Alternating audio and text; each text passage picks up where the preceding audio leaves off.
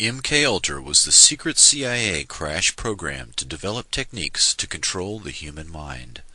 By the end of the Korean War, 70% of the 7,000 U.S. prisoners of war had signed confessions, 15% cooperated fully, and only 5% steadfastly refused confession or indoctrination. Professors Wolf and Hinkle submitted a secret report to Director of Central Intelligence Allen Dulles about communist methods of brainwashing that was the definitive work on the subject in 1953. It stated that no drugs or machines were used. Intense psychological pressure and human weakness were the key, beginning with solitary confinement.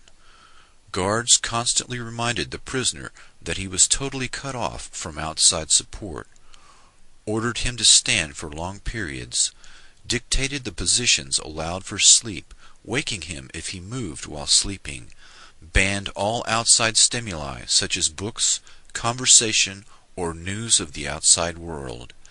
After 4 to 6 weeks the prisoner would break down. Quote, "He weeps, he mutters, and prays aloud in his cell." At this stage the interrogation began in a special room. The guard told him that he knew his own crimes all too well. The prisoner is in the position of trying to prove his innocence to he knew not what. The interrogator and the prisoner bond in their shared ransacking of the captive's soul.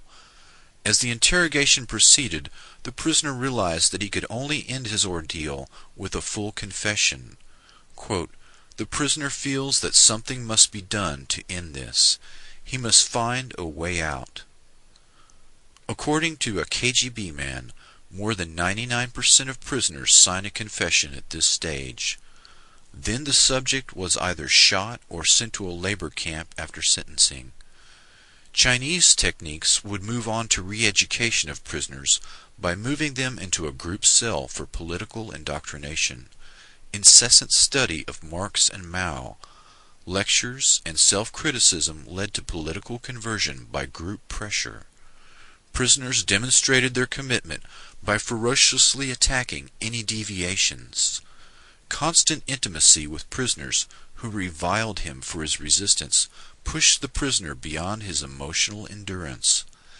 As the prisoner conformed, his cellmates gave increased acceptance and esteem, which reinforced his commitment to the party, for he learned that only his acceptance allowed him to live successfully in the cell. In contrast, the American mind control effort was a mini Manhattan Project, with the conviction that the keys to brainwashing lay in technology. The agency's brainwashing experts gravitated to people in the mold of the brilliant and sometimes mad scientists, obsessed by the wonders of the brain. In 1953, CIA officer Richard Helms chose Dr. Sidney Gottlieb to run the technical service staff. The TSS, through the Office of Research and Development, was given the job of developing poisons to assassinate political opponents, truth serum drugs for interrogating spies, and hypnotic techniques to create unwitting double agents, couriers, and robot assassins. Dr. Gottlieb used Nazi scientists and their state-of-the-art mind control techniques that had been perfected in concentration camps using victims of the Holocaust. General Dwight D. Eisenhower gave his personal approval to exploit the work and research of the Nazis in the death camps. The German doctors were brought to the U.S. and went to work for Project Paperclip. These men were insulated against war crimes charges. The Nuremberg prosecutors were shocked that the U.S. authorities were using German doctors despite their criminal past. Under the leadership of Dr. Strughold, 34 scientists accepted contracts from Project Paperclip and were moved to Randolph Air Force Base in San Antonio, Texas. These personalities began to work on human radiation studies, aviation medicine, microwave technology, and MKUltra mind control experiments. The authorization to hire these Nazi scientists came directly from the Joint Chiefs of Staff. The top military brass stated that they wished to exploit these rare minds. Operation Paperclip eventually recruited 9,000 Nazi scientists and technicians to help the U.S. destroy the USSR.